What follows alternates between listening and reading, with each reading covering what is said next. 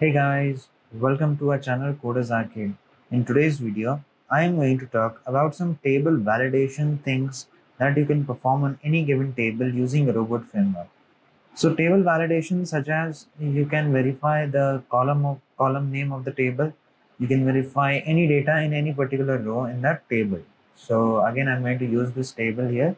So test automation practice.blogspot.com, and here is the table. Let us say we want to validate this book name, that this book name is written somewhere in this first column, and we can verify some other columns as well. So not only this book name, when we specify this one first column, we can validate anything onto this column. So we can validate learn Java, we can validate learn JS, master in Selenium, we can validate any of these things. So we can check for any of this data that is written onto the first column. Same applies to the rows as well. So we are going to tell a robot framework that in this row, in this particular row, let's say in the second particular row, in second row we should find, let's say, Selenium in this case. So it will check if on the row 2 Selenium is present or not. Now it will check for this Selenium as well and this Selenium as well.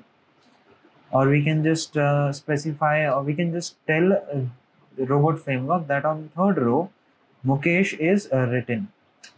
So let's see how we can do that. I'm going to use the same program as the earlier one. In our earlier two videos, and I was writing this program. So we are going to continue on this program. So what we were doing here, we imported a library first. So library Selenium library. Then this was the name of a table, which is table validation.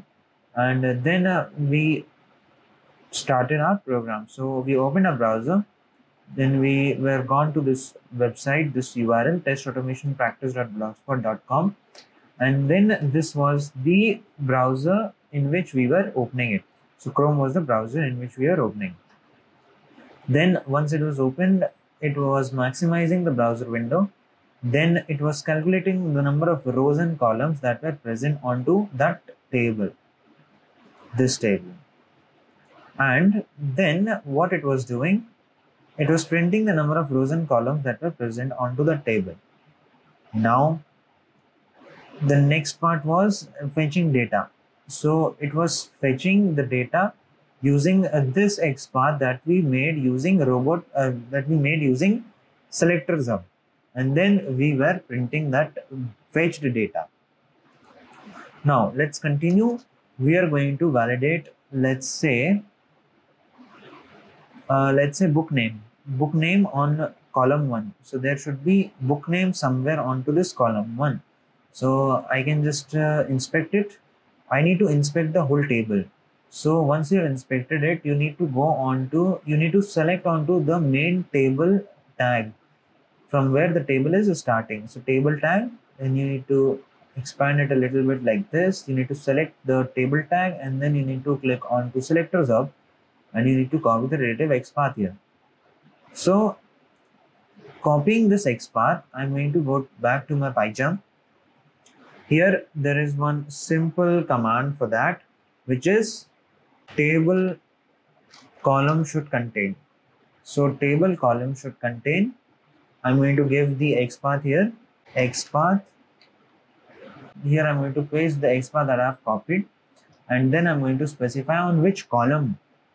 Just because I'm specified the column here, so I'm going to write on which column. So in, let's say, in column number 1, there should be book name.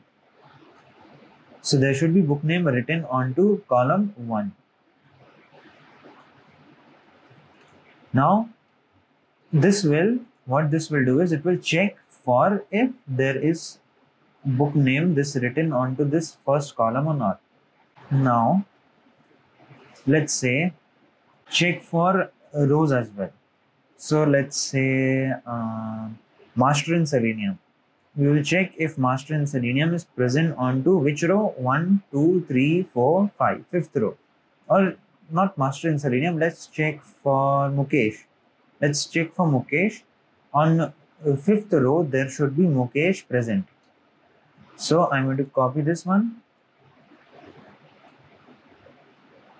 First, I'm going to write here, there is one simple command, table row should contain. Same as the table column should contain. Here you need to copy the same XPath and then you need to paste the XPath that was here. Then you need to specify on which row. So it was on row 5.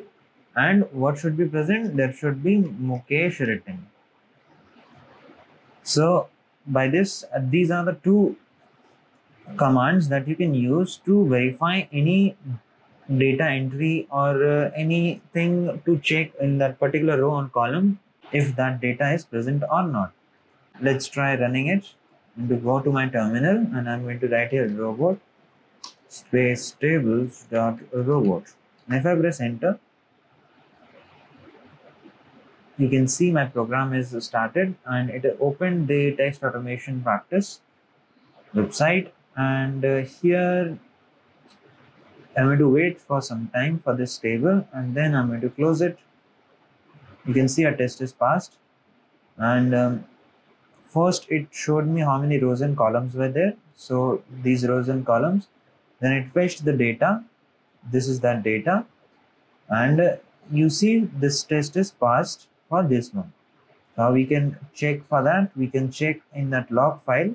I'm going to open this log file, open that using browser in Chrome. You can see that keyword table column should contain is green. That means this test is passed. So it contained book name and same here in table row should contain is also green. That means Mukesh is present onto our 5th row. If you check a report as well, you see everything is green. That means everything is passed. Every keyword is passed. So this is how you can check for any data in any row or column in a given table. So I hope you understood what I wanted to say. Thanks for watching. I'll catch you guys in the next one. So this is all about this video, guys. Thanks for watching. Hope you like the video, and if you like it, then tell us in the comment section below. If you have any doubts, then post them in the comment section. I will definitely try to clear those doubts. Also, like, share and subscribe to our channel Coders Arcade and press the bell icon so that you will get a notification when we post our new video. Thank you. Happy learning.